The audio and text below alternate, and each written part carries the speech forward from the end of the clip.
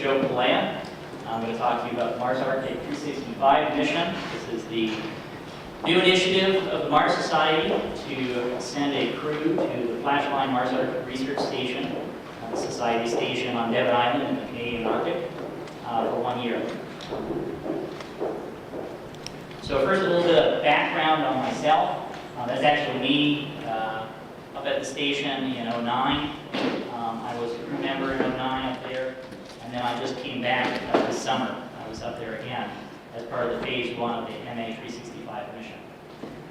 I was the field season director and the crew commander for this summer's mission. I'm planning on going up again next summer to finish the refit as the crew commander again.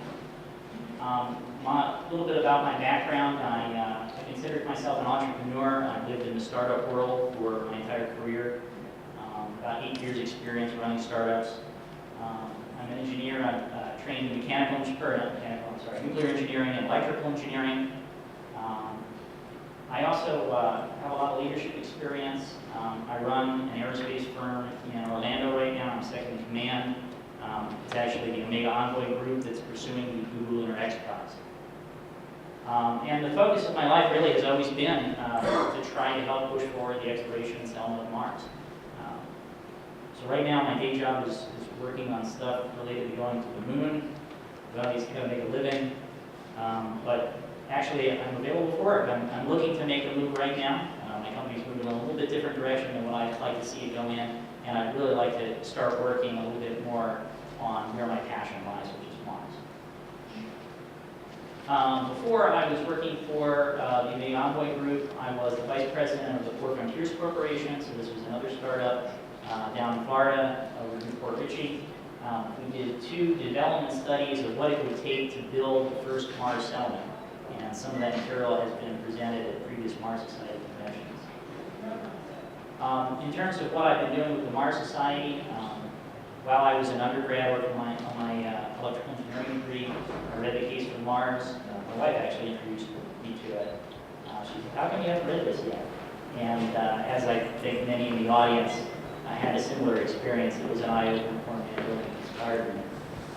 I was part of the Untitled Chapter of the Mars Society while I was there working on doing my grad work.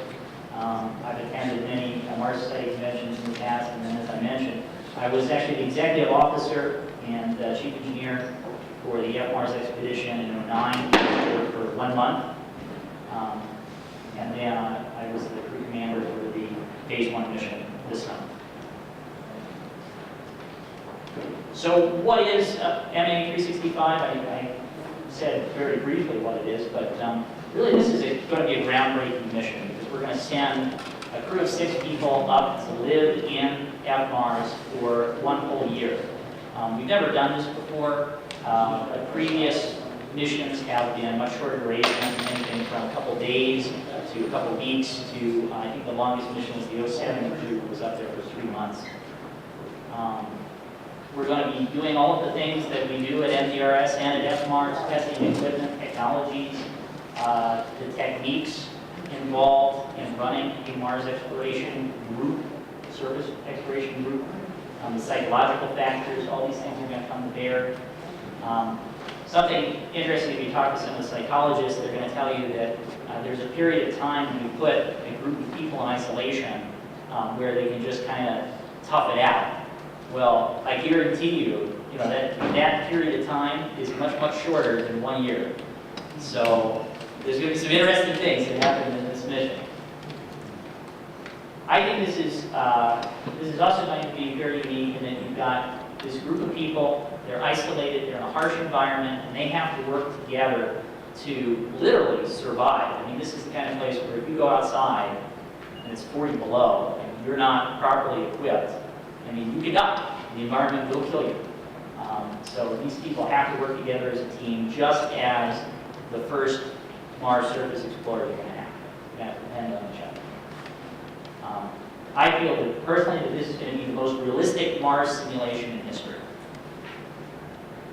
For those of you who don't know, are not familiar with Mars, this is where it is.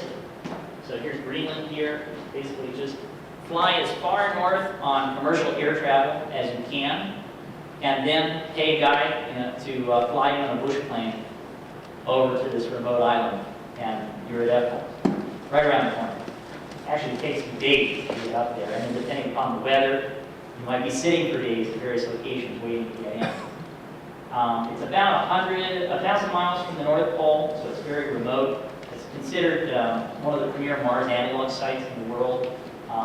In the wintertime, I mentioned it can go to 40 below. It's the site of an impact crater, the Hoffman impact crater, 14 miles in diameter, formed 39 million years ago, so it's shock terrain, very similar to what you would experience on the surface of Mars.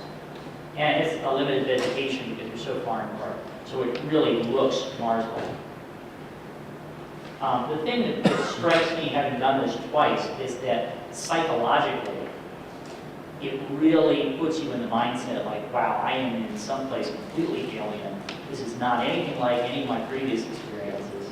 It took so long to get here. It was such an ordeal. I'm really isolated, and if something breaks, I can't just run around to the corner hardware store or a little Home Depot and pick up a part. Like, I have to improvise. I have to depend on my crew. I have to depend on what I've got available and engineer a solution on the fly. So this, again, very much the mindset that you're going to be in when you're a surface explorer on Mars. There's no hardware stores there. Why do I feel that this mission is going to be important? Again, this has never been done. So I mentioned that the past Mars expeditions have been much shorter durations. And then if you go even beyond what we've done at MERS and what we've done at Mars before, if you look at other Mars simulations that have occurred, Mars 500, the High Seas expedition, things of this nature, they've certainly provided useful insight. They're worthwhile exercises to do. But I don't feel that any of them have gone to this level, trying to simulate all of these different conditions similar to how they would be on Mars. So, and I've listed 8 of them here. You've got extreme isolation. It's very hard to get here. If the weather is bad, it may be several days before anybody could even get to you in the case of an emergency. So you have limited access and resupply.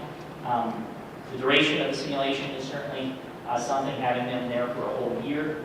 The cold temperatures, the fact that you are in a Mars analog environment, one of the best ones in the world. The fact that you're in a habitat something like what we might have the first explorers on Mars be in. You're not in a contrived laboratory environment, right outside Moscow or at Johnson Space Center. You're in the field in something that's, I think, the fixtures and some of the details might not be 100% correct. It's close enough that I think it hits all of those psychological buttons. You're going to be doing the same type of things that a crew on Mars is going to be doing. You're going to be testing out equipment. You're going to be doing science investigations. You're going to be maintaining the systems that you're dependent upon, in this case, and in the case of Mars exploration, literally for your life.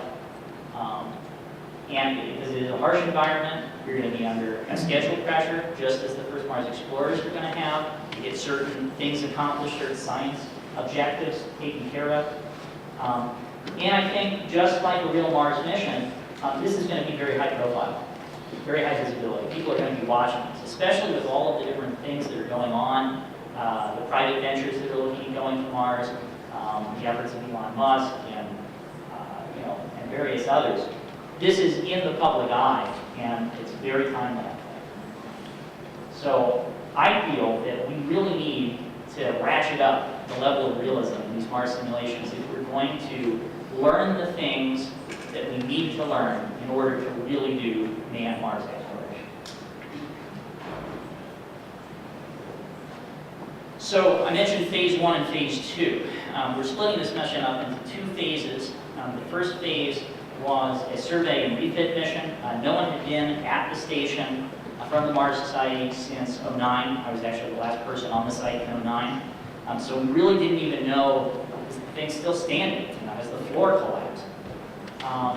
And we wanted to go up and check those kinds of things out, see what the condition of the HAB was, and begin preparing it for this 1-year expedition. Obviously, if you've only had people there for short periods of time before, and only in the summer where it's pretty much a short sleeve environment, the equipment, the infrastructure, and the safety, the level of safety and redundancy that you have in there is not necessarily what you're going to need if people are going to be there over the Arctic winter. And so there's a lot of things that we need to do to get this station ready for this one-year expedition. What did we accomplish in the Phase 1 mission that happened this summer?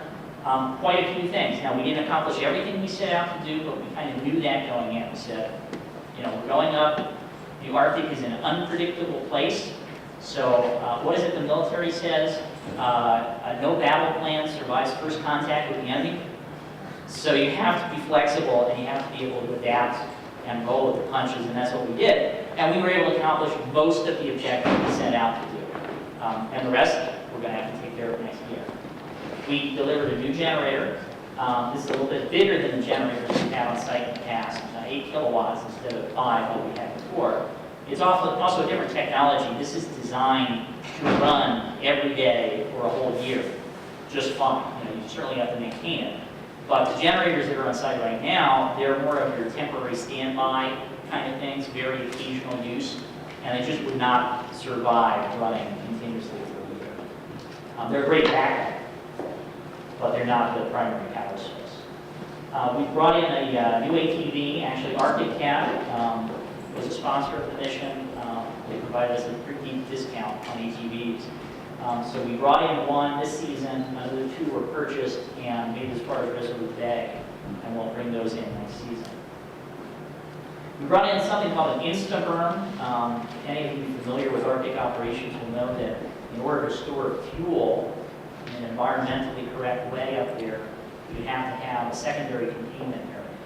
And what does that mean? It means that if your fuel drums spring a leak, that you have them in some type of containment that will store that fuel, that will not just have it go into the soil and drain. So we brought up one of these that can hold 30 drums, and we brought some gas and diesel fuel in. We're going to need to bring a lot more fuel in to run the generators for a whole year and support operations, but at least we've got this started. We brought in some new cooking equipment.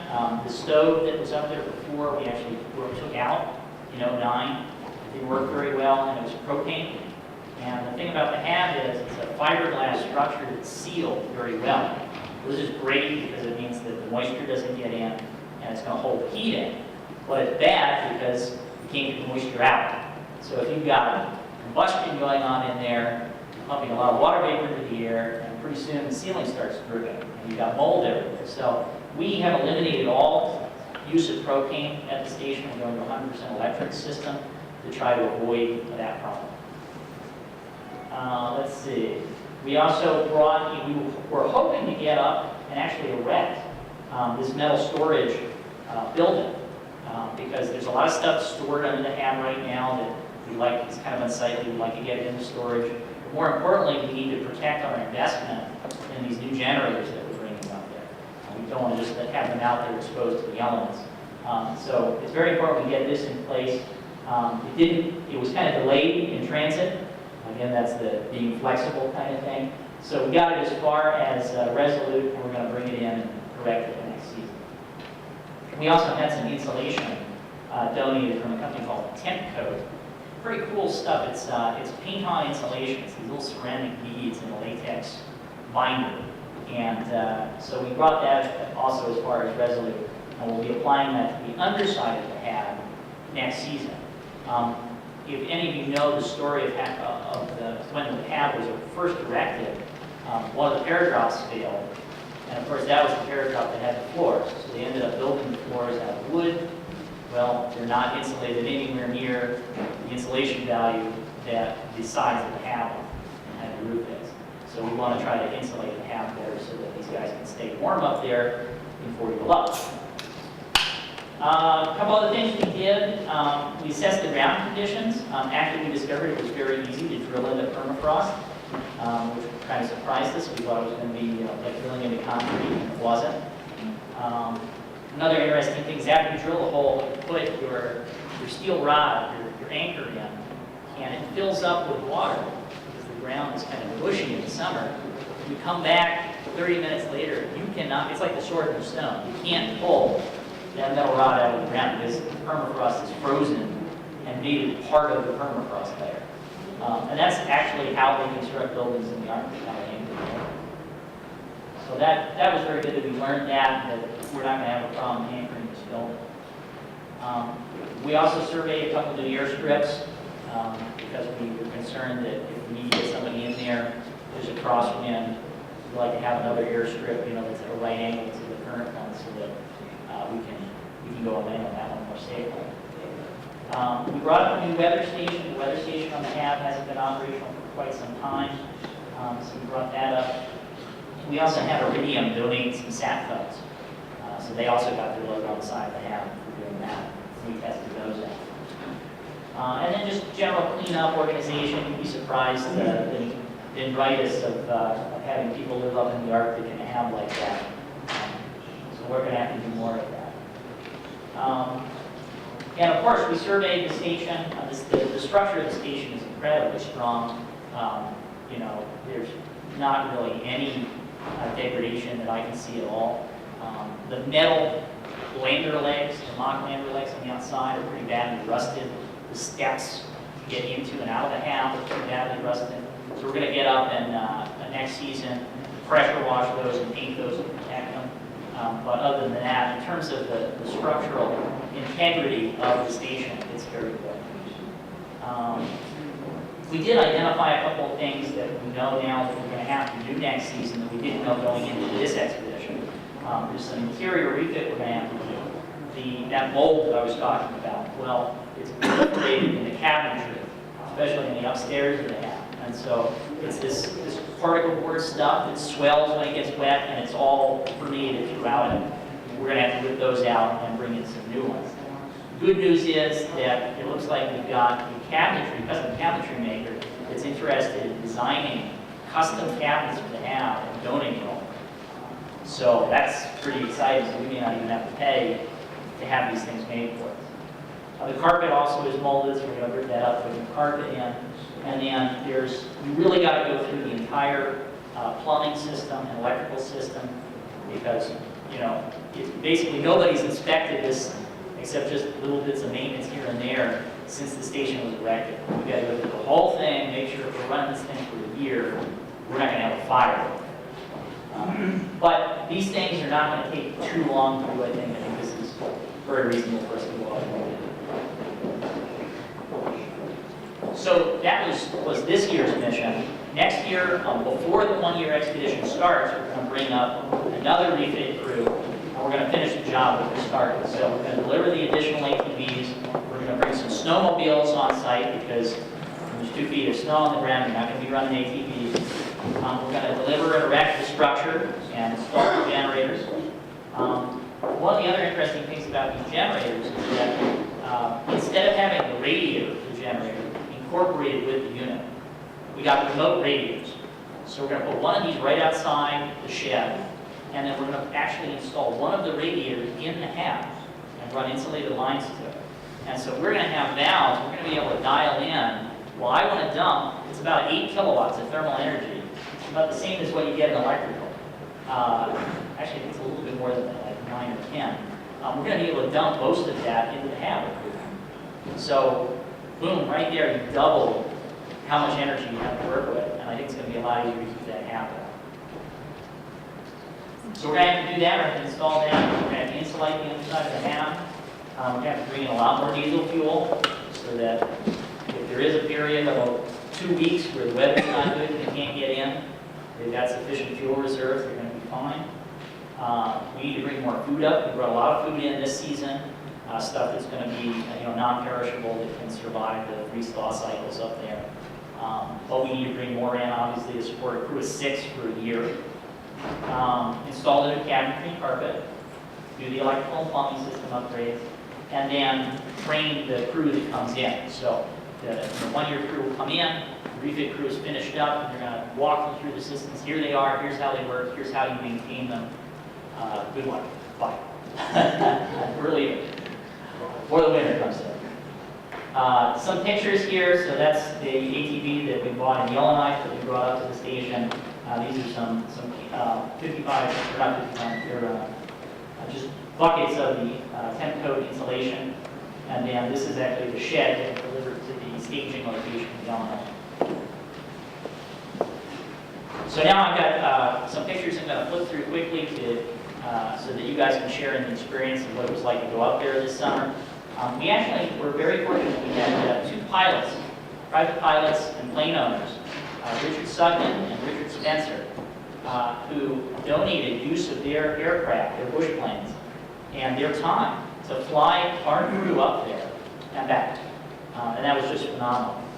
In addition, they flew most of the equipment and supplies up there. So this was a big savings for the society because we were paying them before $5,000 maybe for each Twin Otter plane. We didn't have to pay for any Twin Otter planes at all for this expedition.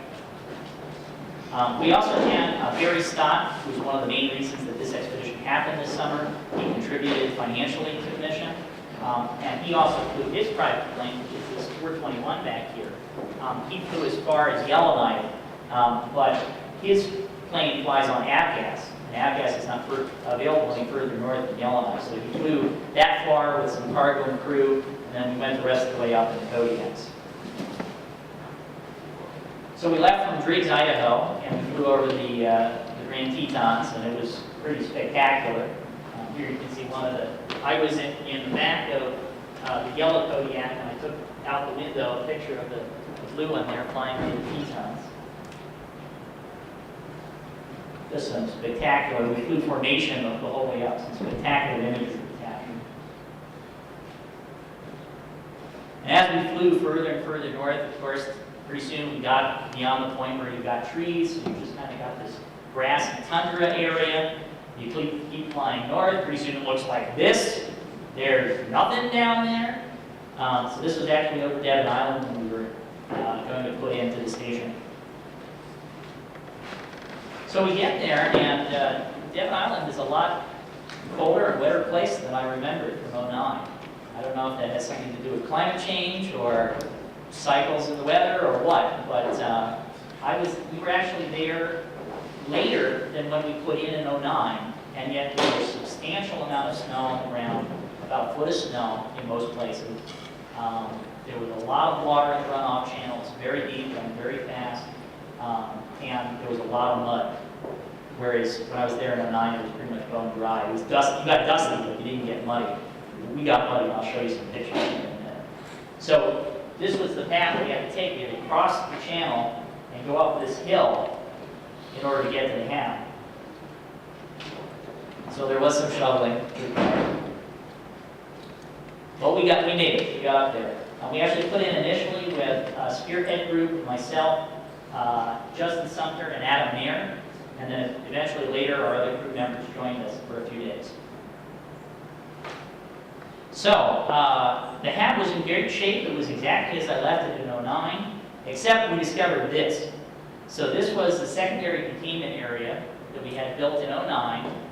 It did not look like that when we left in '09. This is where a polar bear came over and investigated this. And he grabbed into it, he ripped it off, he chewed on it. And I brought back the other part. I found it blown down the ridge. So you guys can pass this around if you want. You can actually see where the polar bear sunk his claws in, and then he scratched, either he bit at it or he scratched with his claws. Actually, it was very frightening to see. Well, we didn't encounter any polar bears the whole time we were out there. So that was good. And because of all the snow and it being so wet, and I admit I got our new generator stuck in the snowbank. But not to fear, we had a crew on site, and we went and successfully recovered it. We were quite happy they were able to pull that off. This thing's very heavy. And we got it over the hat. And then this was the Incinerator that we deployed. Beautiful technology, actually. You can just roll it out. It's got some metal supports for it. It's got a rain drain so that the fuel stays in the Incinerator and the water or melted snow comes out of it. So we got that deployed. And of course, we had some FMARS traditions we had to maintain. Before we left, the crew signed the whiteboard there, greeting the next crew. Inside each of the staterooms, there's a place where you can sign your name and the year when you were there. I was there in '09, so I've signed twice now. We first had to crack into the Cheese Whiz. You can't leave that Mars without having some Cheese Whiz. And the crew did watch Mars Attacks before we left. Hack. We also took a little bit of time near the end of the mission, and we hiked over to Cornell Lake, which is within walking distance. We only had one ATV, so we really couldn't do much more than that. Of course, we have our guns to protect us from the bears. As you can see, it was very muddy. And Justin found that out the hard way because he encountered the infamous quick mud and sunk basically up to his knees. And I had to come over with the ATV to rescue him. Wasn't very happy about it, but he's fine. And we also went out and did a short EVA. So here's Adam getting suited up, coming outside, breaking some rocks, hoisting the flag, and going out on EVA. And this was the whole crew, with the exception of Barry and then James Moore, who was a reporter from the AOPA, who came up and he's going to be doing a story on that. But this was the other, here were the two pilots. Here I am, Justin, Adam. Garrett Edquist is going to be doing a documentary about FMARS, and then Alex Kumar. And that was the last photo we took as we were flying out of the HAB and the infrastructure near it. And it waits for us to come back next year and finish the job we started. So get involved, spread the word, contribute generously, help us make this mission happen, because I think it's really going to work.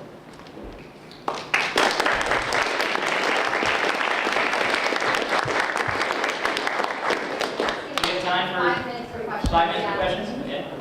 Sanitation. Sanitation. So there is a cyclonic barrel incinerator on site, which is approved by the Canadian government for burning poop. And that's what we did. So we pooped in a bag, took it outside, and burned it. Now, there is an incinerating toilet on site. I don't know the last time, it was 05 maybe was the last time it had been fired up. I'm sure it still works, but I think it's a big power hog. So once we get the new generator in place, then I think we're going to be able to fire that up. Yeah. What will be the duration of the second phase of retrofit? Well, it's a good question. I'm thinking it's probably going to be about 3 weeks, because there's substantial things that need to be done still. And because it is a safety issue, there are major safety issues that have to be addressed before we strand the crew up there for a year in the winter.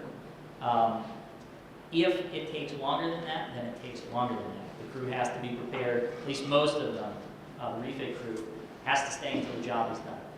Or we're not going to be able to put the main crew in. But that's what I'm thinking, 2 to 3 weeks. Are you very confident that the waste heat from the one generator will be sufficient for the coldest times? If it's not, you've got 8 kilowatts of electricity that you can use. And there's multiple backups. So we still have propane heaters and stored propane on site that we could fire up. You've got the other generators that you could, hell, you could take one of those small generators and fire it up in the HAB if you want, and pipe the exhaust out. You could, there's a lot of wood on site, you could light a fire. I mean, you're not going to freeze to death. There's multiple contingency plans. But certainly, we were even having trouble running off of 5 kilowatt generator, which really can only pull like 4.5 from without actually complaining. We were having trouble getting the HAB warm enough for us, and it was the summer. So we're going to need more power and more heating sources. Has anybody looked at using ground heating? A lot of people in cold climates now pump heat out of the ground. What's the thermal gradient underground? That's a good question. I don't know. We might want to investigate that. Well, under the permafrost, there's something warm somewhere down there. You have to go 100. I don't know how far you have to go. It's not. Certainly, it's something we should investigate. Yes, sir.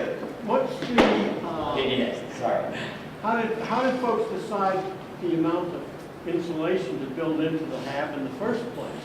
And what kind of insulation do the walls really have? Well, the walls are a fiberglass honeycomb structure, and so you have basically all of this void space, these little pockets of air, and so that's what gives it the insulation value. It turns out the walls in the dome are about R50. For what we decided in terms of how much insulation we need for the underside of the hab, we said, well, let's make it the same as the walls and the roof. Now, I did have some of the folks at my day job run a thermal analysis and take a look. If we insulate the floor of the hab to R50 and walls and dome, and here's the dimensions, and it's minus 40 and there's a stiff breeze, how much heat do we need to maintain this?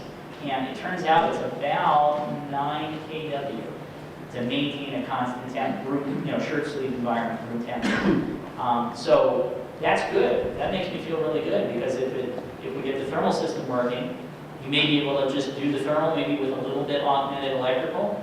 And even if you can't get the thermal working, the electrical alone will do it for you. You're next. Can I make a comment on that, please? I have a comment on what you're saying. Okay. The reason this place is as well designed as it is that Kurt Michaels did it, basically. And he's a professional architect. He'd already supervised more than 50 construction projects at the time that was built, and had done probably 100 buildings. He does all the calculations. He's a very high-end professional, specializing in extreme environment architecture. And my hat goes off to him because I'm very impressed with the structure that he plays up there. With this project so far over multiple years, what do you say are the lessons learned that will apply to moving on Mars? Well, there are too many to go into right now, but I can tell you a couple. I think, number one, the mindset and the psychological aspects of doing this type of thing are very important. You really feel like you're on Mars when you're there. I know that a number of papers have been published by previous Mars crews, and I don't remember all the topics of all of them are. You can look them up. I think they're all on the Wikipedia page. But one of the things that I do think we need to do better is to articulate to the public and to our membership what the benefits of doing this are and what the actual tangible outcomes and benefits are. So that's something we're going to have to look at as we gear up for the one-year mission, and we know this is going to be under a greater deal of scrutiny by the public and the press. We're going to have to really step up our game.